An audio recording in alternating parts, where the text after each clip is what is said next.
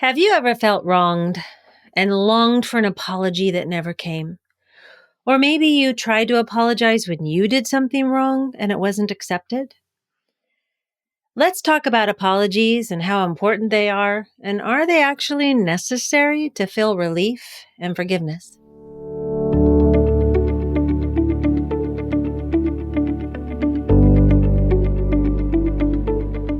Hi, I'm Brenda Reese, freedom and forgiveness coach, and a person just like you that is learning to navigate life and all of its challenges. I teach a forgiveness process like no other. It's a blend of practical and spiritual forgiveness. This process guides you into knowing how unforgiveness can be keeping you stuck in your relationships, both personally and professionally, and how it prevents you from releasing resentment and finding joy. Each week, I share practical and some not so practical tips, tools, and advice from myself and other people that are on this journey just like us. This is for you if you are ready to turn your pain into peace. Welcome to the Forgive Yourself podcast.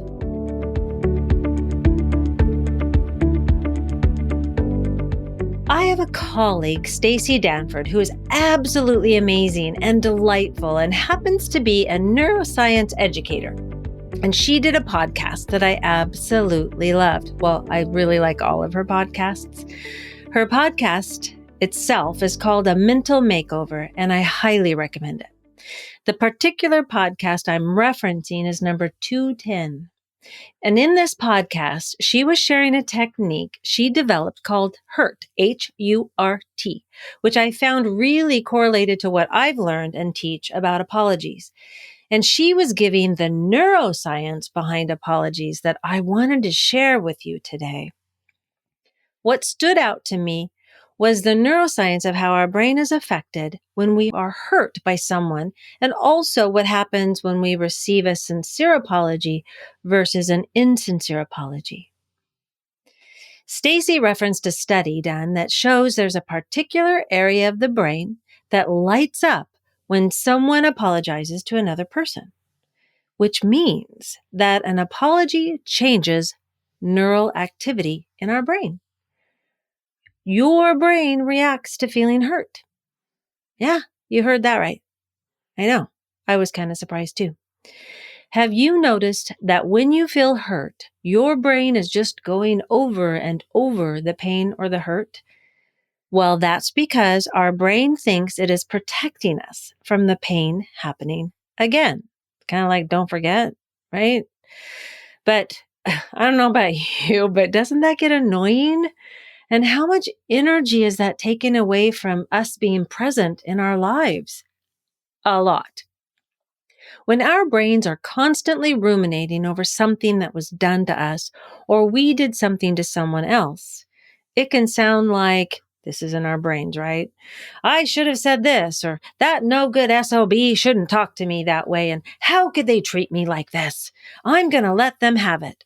Or when we are embarrassed or ashamed or feel like we've done something wrong, the language in our head can be, ooh, I can't go to that place again, or oh, I can't talk to them ever again. I am so embarrassed, right? Or something like that. I know you've had some of these same thoughts. I've had them too. That's why I can talk about it. Now, Stacy mentions in this podcast that there's a direct link between an apology, empathy, and forgiveness. When we apologize, this is being empathetic that we have hurt someone, which then activates a calming or forgiveness from the other person, but only when it is sincere. She gave a great example of what we can interpret as a sincere apology. And I'm going to use a similar one that I use quite often because I think we all can relate to this. So here goes. Have you ever been immediately angry at someone who pulls right in front of you on the freeway or maybe in a parking lot, and you find yourself cussing at them and saying, what the hell? You could have killed us, or what the F do you think you're doing? And then they wave at you. Yeah. Do you notice that a good part of the time you calm down?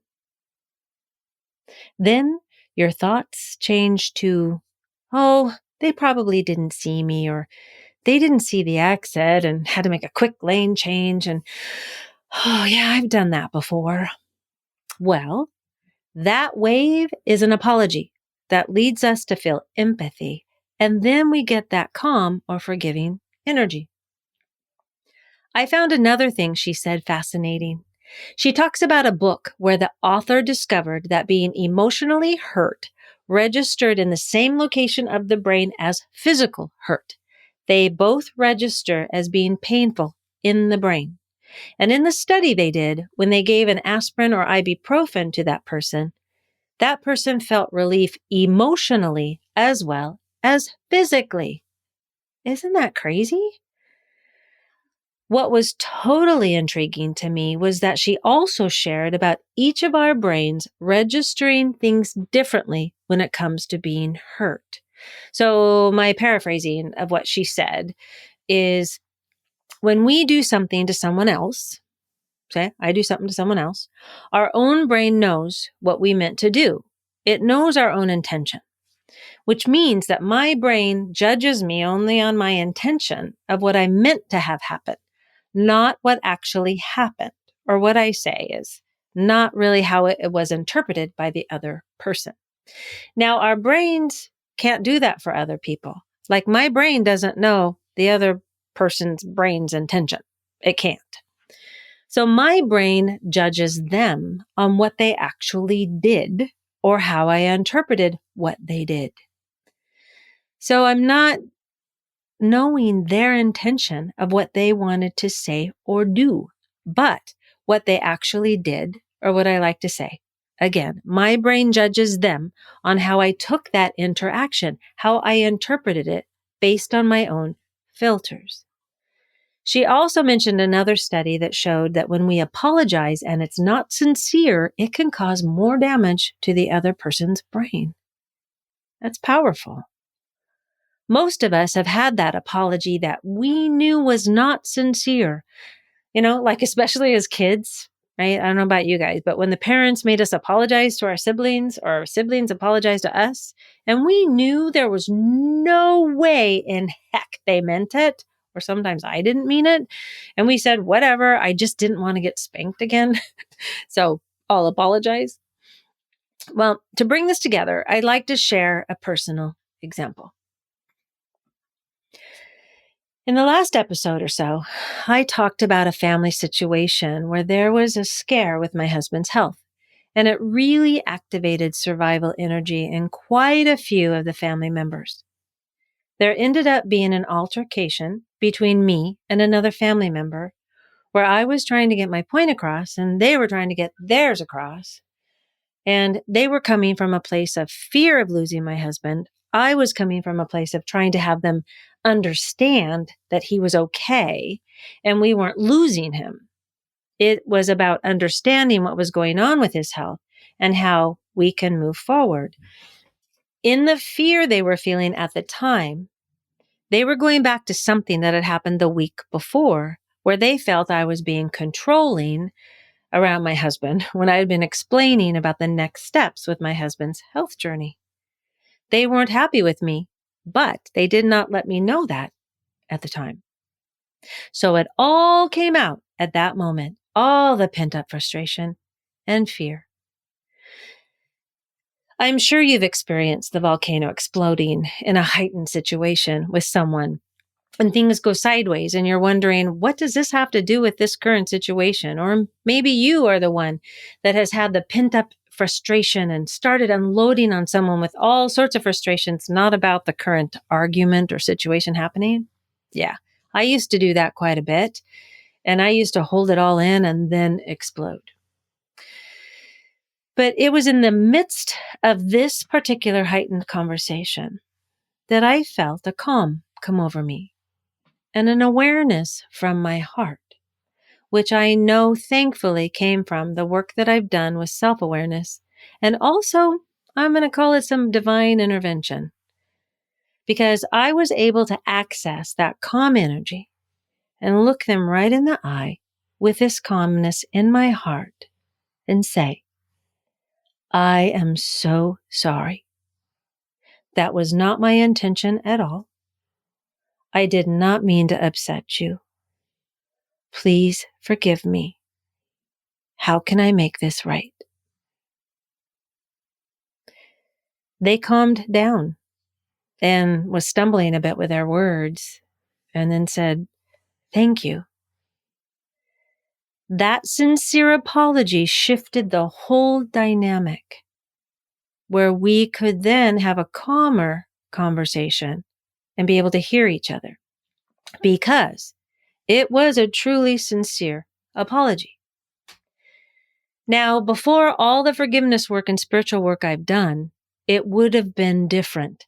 I would have wanted to be right and stand my ground, which meant that I spent a whole lot of time and energy protecting myself from being hurt and wounded again, and not able to be vulnerable or see the other person's point of view and be able to come to a place of forgiveness. My sage self, right? The part of me that is calmer and knows and I think houses the parts of me that I've done the work with. My sage jumped right in there and said, this isn't going anywhere. And that helped me to empathize with that person because through the eyes of my sage self, I could see they were scared. I could see that they were coming from that place of scarcity thinking because they didn't have the information about what was going on. And that added to their fear of loss. You know, there is strength in empathy and vulnerability and taking the chance of saying, I'm sorry when we are able. And I'm so glad that I was able to get there. Even though I was triggered and activated myself, my work came through. Now, we don't do well all the time.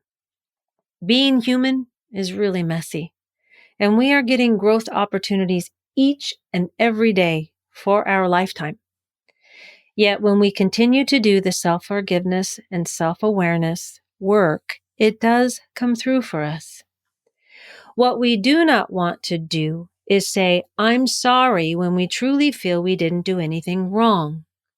As I mentioned a bit ago, Stacy shared that another study showed that an insincere apology does damage to the other person's brain. And I think it does damage to our own brains and hearts. So we do not want to give an insincere apology. We really want it to be sincere.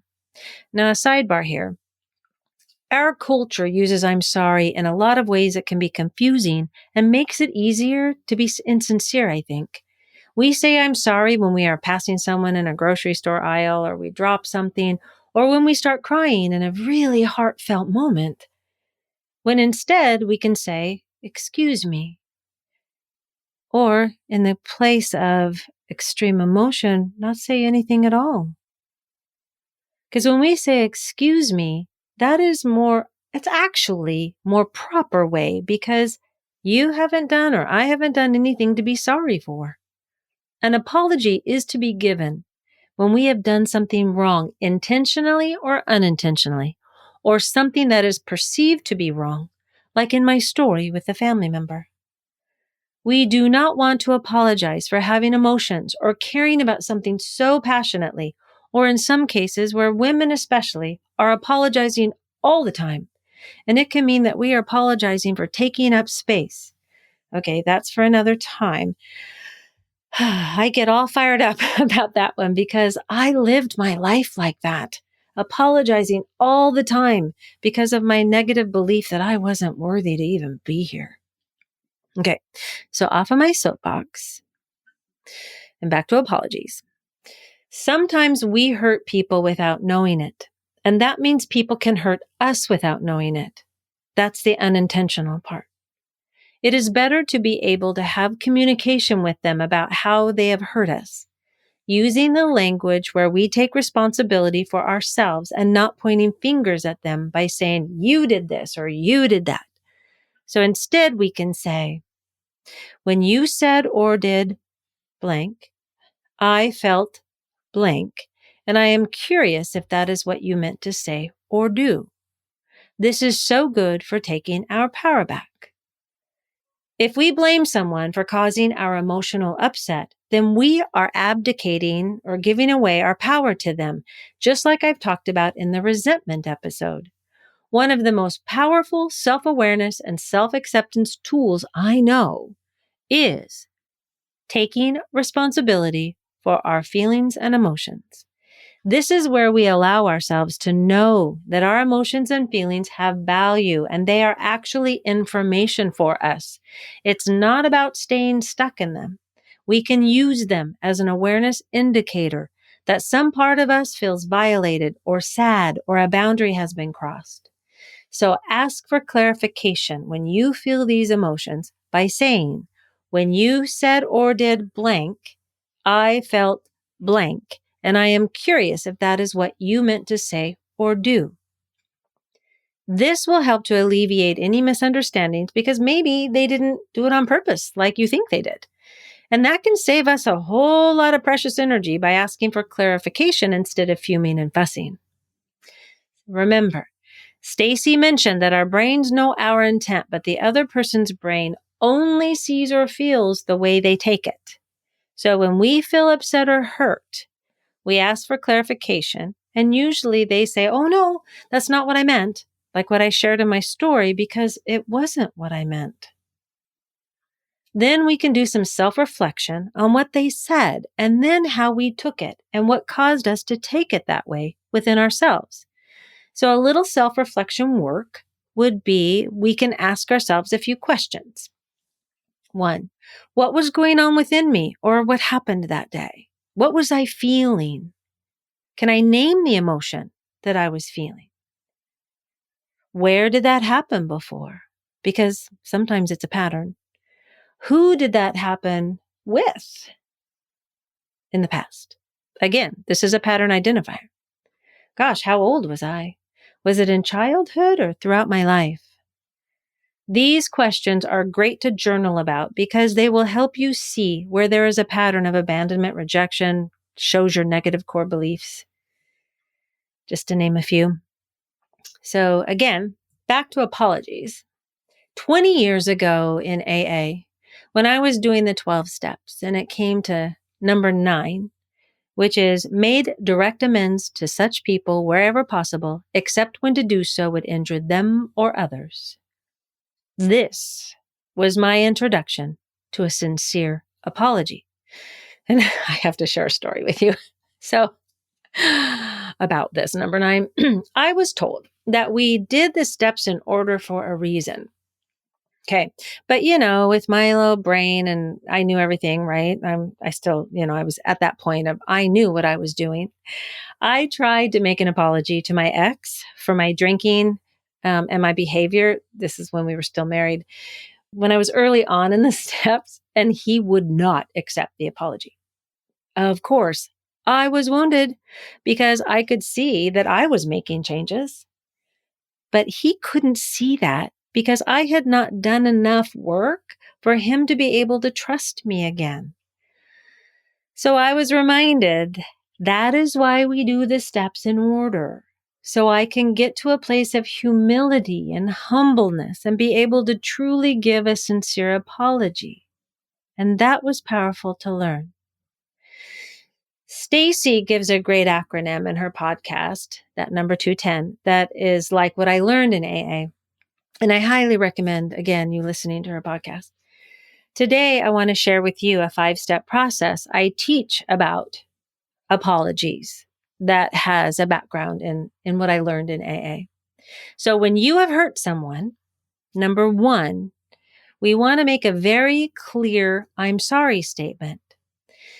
Now, saying it verbally, if it is safe, like when it is safe to do so, so it doesn't injure you or others, right? So we can say it verbally, we can write it, and we can send it to the person. We can read it to the person. Or if it isn't safe to do any of that, or they have died, then we can have a ceremony around it. And we can write it. We can say it out loud to someone we trust. Then we can burn it or shred it. What this does is it gets the energy out of our body and our brain. It helps stop that rumination and heaviness we feel when carrying around that guilt or hurt. Number 2, we were taught in our amends to say what we are apologizing for and not just say, I'm sorry because you took it wrong. Please don't do that. I'm going to give you an example of how to put this all together in a second. Number 3, an empathy statement, which acknowledges the impact our actions had on the other person. Extremely important. Number 4, we make a request for forgiveness. Something like, I know you are feeling hurt, and I ask that you please forgive me if you can. And number 5, how can I make it right? And then we be quiet. Let the other person share. This is if you're face to face. Not coming up with ideas on how you want it to happen. Remember, it is their brain that has been hurt. So an example to tie this all together would be, let's say you were too tired to go to a friend's birthday party and you didn't call. You had one heck of a day and you were exhausted and you didn't know what was going on. And next day, you're feeling so bad and so guilty. And you call them and say, number 1, I am so incredibly sorry. Okay. Number 2, you're going to say what you're apologizing for, that I didn't make it to your birthday party last night. We do not make excuses or make it about you at all, right? Then you say an empathy statement, number 3. I can only imagine how hurt or upset or disappointed or angry you must feel, whichever you think that friend would be feeling. I am so sorry I wasn't there by your side to celebrate with you, and especially after all the work you put into this party. Okay? You are empathizing with everything that they've gone through as much as you can. And then number 4, that request for forgiveness would sound like, I know it might take a while, yet I hope you are able to forgive me. Or you can directly ask, like I did in my story to you, would you please forgive me? And then number 5, how can I make this right for you? Or how can I make it up to you? It can feel very intimidating to own up to our so-called bad behavior. Yet when we do this, it alleviates the feelings of guilt and it helps us to take responsibility for our actions, which is actually very empowering. Now, when someone else hurts us, we need to understand that not everyone makes apologies like I talked about. They haven't learned, or maybe they don't even know. So when someone else hurts us, we can let people know they have hurt us, but it's not in our best interest to demand an apology or to ream them a new one or to blow up like a volcano. Clients tell me that they do feel better when they lash out and yell at the other person. And I get it because I felt the same way. And in fact, I did that a while ago. I blew up at someone. Okay, I had to go through the apology process. I was curious to find out why we feel better after we blow up. And then in that podcast episode, Stacy pointed out that when we lash out, we get instant relief in our brain as a chemical reaction. We do get relief from the hurt because it's a dopamine hit. So we'll get momentary relief, but it doesn't solve the problem. So we can ask for clarification using the verbiage like I've mentioned a few times. And if we do not get an apology, we get to learn to take responsibility for our feelings and our behaviors and our thoughts around it and do the work around the hurt like we do in the forgiveness process so that we are okay whether we get an apology or not. Now, I know that doesn't seem fair. Yet when you do the work, it does feel freer when you aren't hanging around waiting for the apology that you may never get. You free up so much in your brain and in your heart. Getting an apology is the icing on the cake, like I've talked about in another episode. When my dad died and my aunt said, Brenda, I am so sorry. He didn't show he loved you. You deserve to be treated better. And then when my ex said after years apart, I'm sorry for the hurt that I caused you. So that was icing on the cake. And it wasn't expected because I had done the work. Now, our brains are amazing. And I love that neuroscience is teaching us more and more about them. I encourage you to check out Stacy Stanford's podcast, A Mental Makeover, because she makes learning about our brains so much easier. And I want to encourage you to be kind to yourself. Things are intense out there, and we aren't perfect or ever will be. The best thing we can do for ourselves is to learn more about how we tick, be able to differentiate between the ego or judging voice and that all-knowing sage voice within us. We can be more forgiving, we can be more accepting, and we can have compassion. And most of all, honor the life you have lived, which helps you to honor the person you continue to become.